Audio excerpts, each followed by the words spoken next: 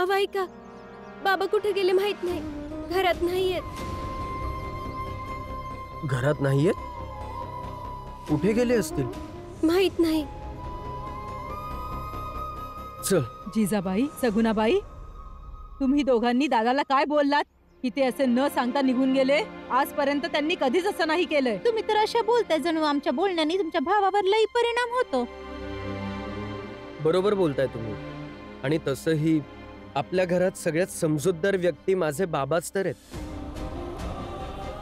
त्यांनी भावूक होऊन कोणताच निर्णय घेतला नसेल. आत्या, मी आणि रमा बाबांना शोधून येतो. चल. अरे थांबा, मला सोडवा. अरे ते माझे पण बाबा आहेत, फक्त तुझे नाही. मला इकडं बांधून कुठं निघून गेलेत? तू बघत काय बसले? सोडव मला. वय, आता समजलं तुझे बाबा आहेत ते. कालपर्यंत तर लई भांडत होता त्यांच्यासोबत, आज लई काळजी वाटू लागलीये तुला. शांत बस आणि हे नाटक बंद कर.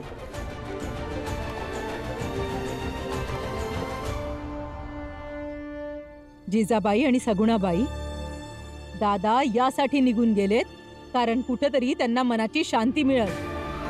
हा जो खेळ खेळताय ना तुम्ही दोघी, तो बंद करा, नाहीतर याचा परिणाम तुम्हा दोघींना भोगावा लागेल.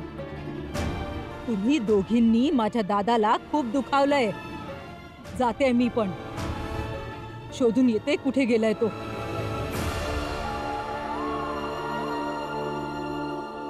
वय जा जा, तुम्ही पण बाहेरच मनशांती शोधा. चला वहिनी.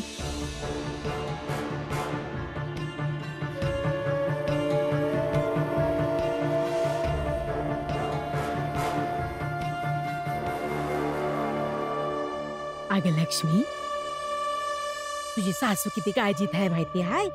रात्रभर झोपली नाही. तू रात्रभर या होणाऱ्या परदेशी मजुरांसोबत बसून राहिलीस तर ती कशी झोपू शकेल?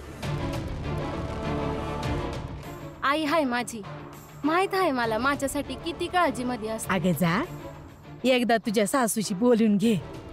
विचारपूस कर, बघ नीट बोलून घे. हा, मग येऊन परत यांच्यात बस. जा.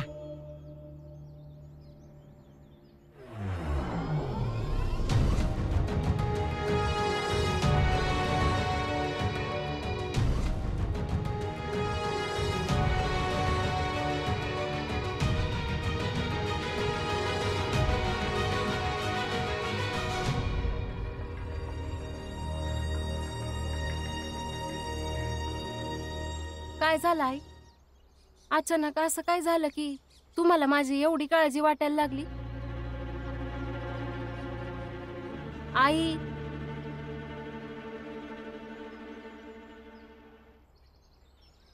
ते मी नंतर सांगेल.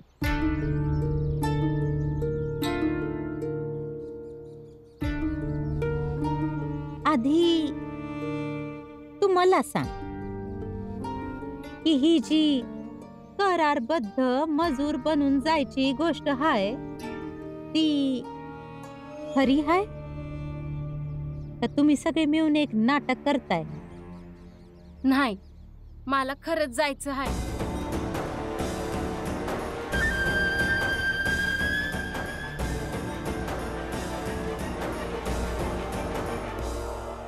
घे आनंदची शपथ. काय?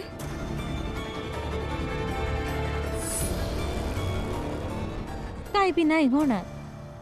घे आनंदची शपथ. त्यांची शपथ.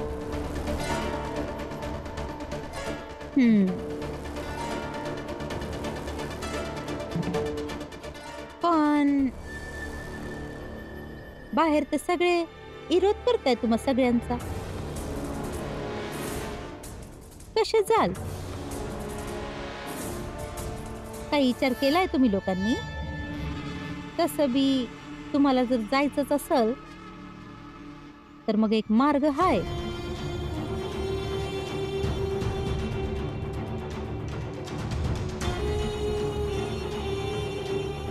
लक्ष्मी, चाळीतल्या समध्या बायकांना पण तयार करायला लागेल जाण्यासाठी. कारण समध्या जातील तर कोणी विरोध करायला बी नसल आणि तू बी समध्यांसोबत आरामात जाऊ शकशील.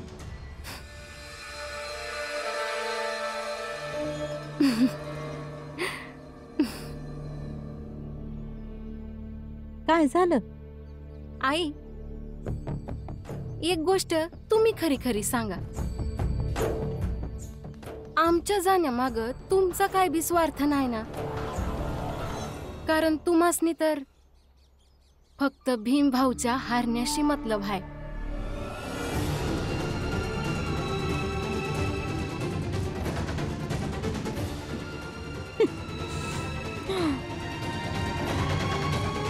हो लक्ष्मी, अन दुर्भाग्याची गोष्ट म्हणजे तू पण यायला आमच्याच बाजूला आहेस.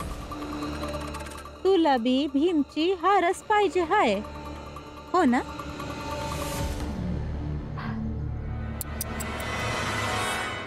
काय आई, माझ्यापेक्षा जास्त वेळ तुम्ही भीम भाऊंसोबत घालवला आहे ना? आणि तरी पण तुम्ही त्यांच्यापासनं काय बी नाही शिकल्या.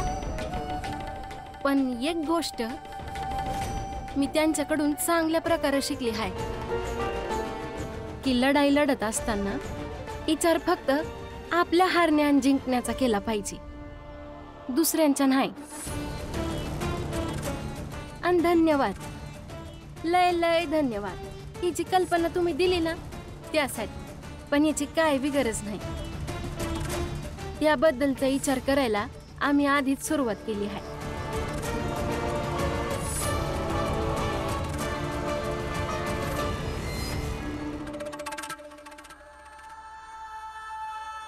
हिशोब घ्या. तुम्ही तुमच्या पोरा आणि सुनांसाठी जीव देत असता, त्या बदल्यात तुमचा पोरगा ना सून तुम्हासनी काय मानतात? तुमचा पोरगा ना सून लय मोठे झालेत, आता स्वतःचे निर्णय घेऊ शकतात. तुम्हाला वाटतं की तुम्ही त्यांच्या आयुष्यात ढवळाढवळ केली पाहिजे? बरोबर बोलत होती जिजाबाई.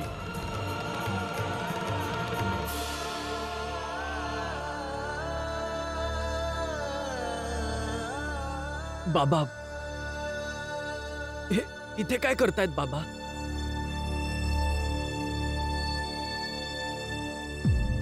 बाबा, तुम्ही इथे काय करतायत बाबा? बाबा तुम्ही घरी चला, समजे तुमची काळजी करतात ते. मी इथं काळजीतच बसलेलो आहे. जावा तुम्ही दोघे, मी ठीक आहे. बाबा, काय झालंय? काय झालं?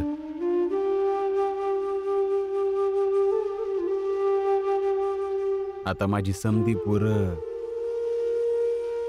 स्वतःचे निर्णय घेऊ शकते. समजे माझ्यापासनं गोष्टी लपवताय आणि ही मनमानी फक्त दोनच परिस्थितीत होऊ शकते. बाप रिकामट्याकडे असेल किंवा मूर्ख असेल. माहित नाही तुम्ही लोक मला काय समजताय. हे काय बोलतायत तुम्ही बाबा? असं काहीही नाहीये. काय बी नाहीये असं बोलल्यानं नसतंय का? हा भीम, माझी शपथ घेऊन सांग,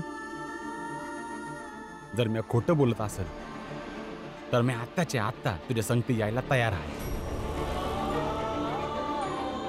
आणि जर नाही तर तुम्ही दोघं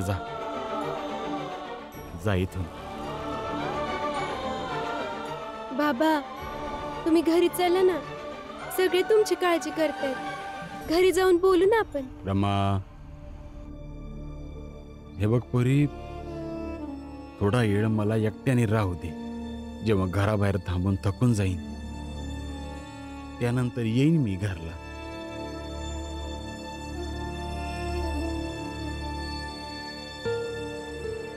रमा, बाबांना थोडा वेळ एकांतात बसू दे, ते येतील. चल.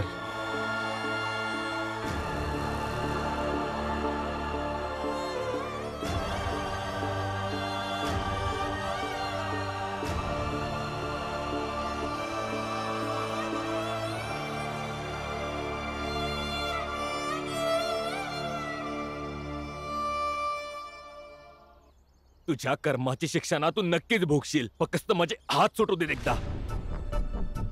आता बसून नुसती बघत काय हायस? इथं येऊन माझे हात सोडव. उठ.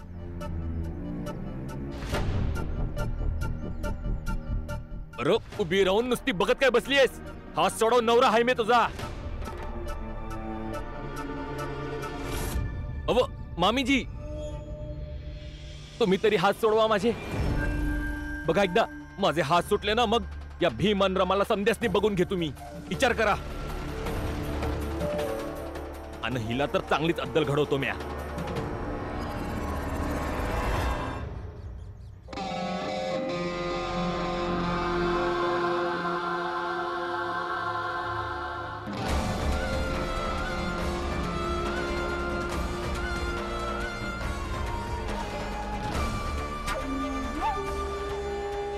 नाही, यांना असंच राहू देत. याड लागलाय का तुला?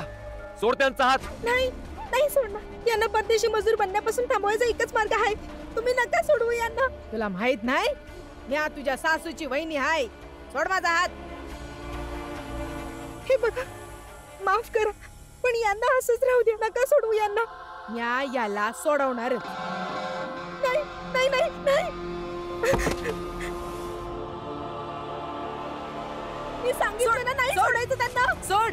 नाही, सोड मला. सोड सोड मला. सोडा. सोड सगुणाबाई, मला. सोडा. हे काय करताय तुम्ही? सोडा त्यांना. नाही नाही, चला इथून तुम्ही. सोड. नाही सोडायचं त्यांना. मी तुम्हाला सांगितलं नाही सोडायचं त्यांना. चला सोड. सोड माझा हात. सोड त्यांचा हात. सोड त्यांचा हात. तुम्ही यांना सांगून ठेवा की माझ्या नवऱ्याचे हात सोडवू नका. पण ताई, तुम्ही तर बाळादादांसोबत जाणार. नाही जायचं मला कुठं पण. मला जबरदस्तीने घेऊन जात होते आणि मला यांना पण कुठे नाही जाऊ द्यायचं. आणि लक्ष्मी, तू पण कुठे नाही गेलं पाहिजे. बाबा पण ना लहान पोरागत नाराज होऊन निघून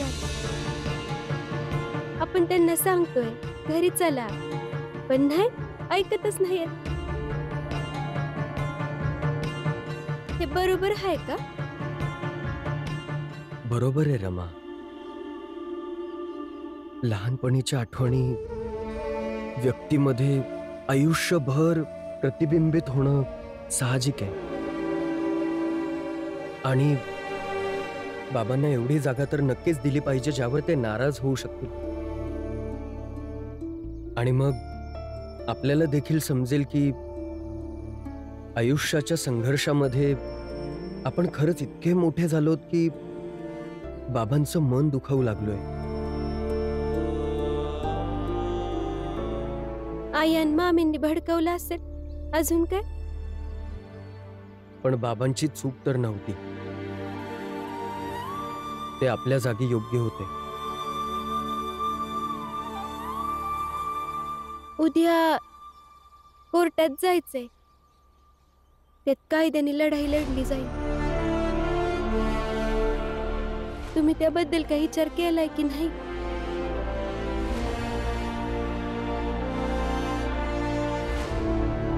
तुम्ही केळुसकर गुरुजींना का नाही भेटून येत? गुरुजी इथे नाहीयेत, बाहेर गेलेत. एक काम करू शकतो मी. माझ्या कॉलेजमधल्या पद्माकर गुरुजींना भेटू शकतो. ते आधी मला शिकवत नव्हते, पण आता ते व्यवस्थित बोलायला लागले. मी ऐकलंय कॉलेजमध्ये की त्यांची खूप ठिकाणी ओळख पण आहे. काय माहित, कदाचित मदत करतील. पण ते तुमची मदत करतील? मी नेहमीच त्यांची साथ दिली आणि त्यांनीच मला पाडायचा विचार केला. शेवटी तूच येऊन मला सावरलंस भीम. मला माफ कर. माहित नाही, पण असं वाटतंय की करतील. एकदा त्यांना जाऊन भेटतो. आत्ताच जाऊन भेटतो त्यांना. तू एक काम कर, तू आता घरी जा आणि चाळीत सगळ्यांची काळजी घे. हं?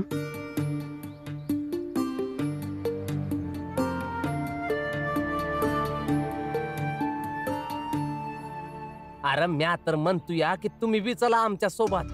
आता इथं बंबई मध्ये आम्ही कोणी व्हाईस राय तर नाही आहे, मजुरीच करतो इकडं. तिथं बी मजुरीच करूया.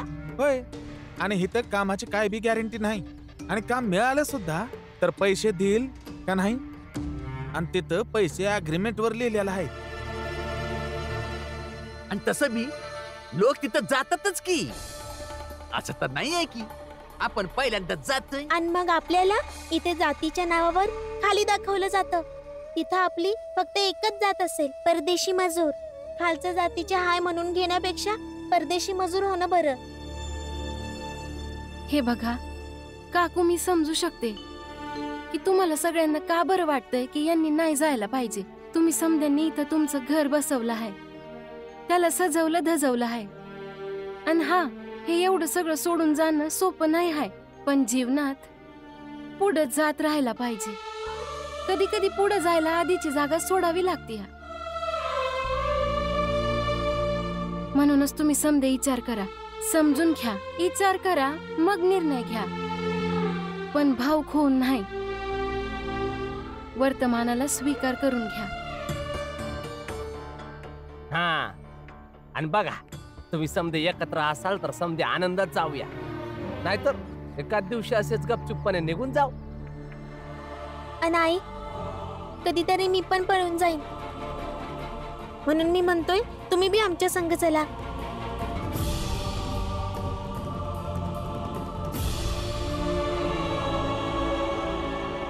मी तुला वचन दिले होते की कोणत्याही विद्यार्थ्याला शिकवण्यास मी विरोध नाही करणार, परंतु हा विषय तर शिक्षणासंदर्भात नाहीये. मग मी तुला मदत का करू? ह्यासाठी कारण तुम्ही माझे गुरु आहात. जेव्हा कोणताही विद्यार्थी आपल्या आयुष्यात त्रासातून किंवा समस्येतून जात असेल, तेव्हा गुरुच असतात जे त्याचं मार्गदर्शन करतात. आणि यासाठीच एका विद्यार्थ्यांचा पूर्ण हक्क आहे की तो आपल्या गुरूंकडून मदत मागू शकेल. भीमराव,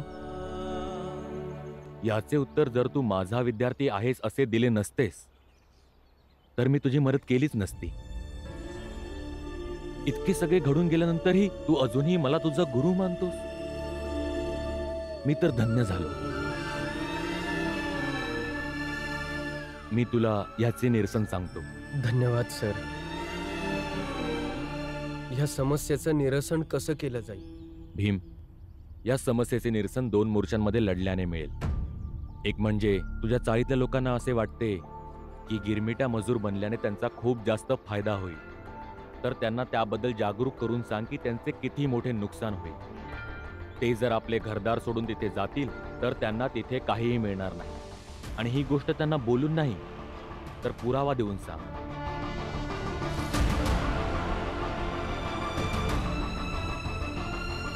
आणि दुसरा मोर्चा? आणि दुसरे, याचे राजनैतिक आणि प्रशासकीय उत्तर शोधावे लागेल.